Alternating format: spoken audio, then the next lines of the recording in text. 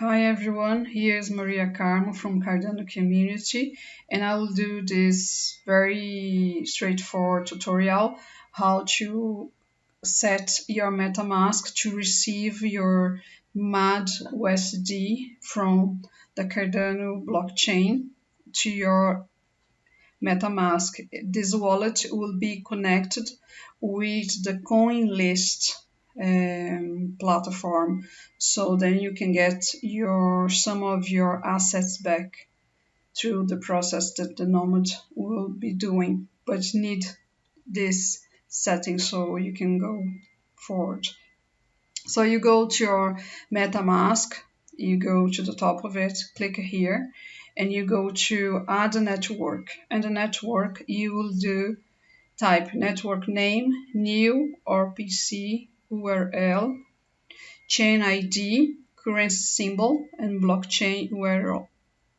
So after you do that and save, you automatically will see a change straight away. So we'll go to Milkomeda Cardano C1.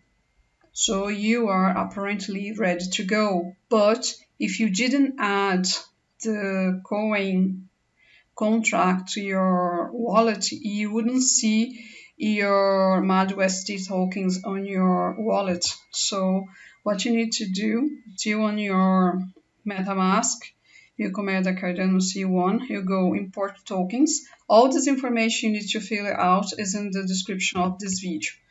And then you paste the contract here. This will be automatic open these options, so you go and add custom token and the token will be added.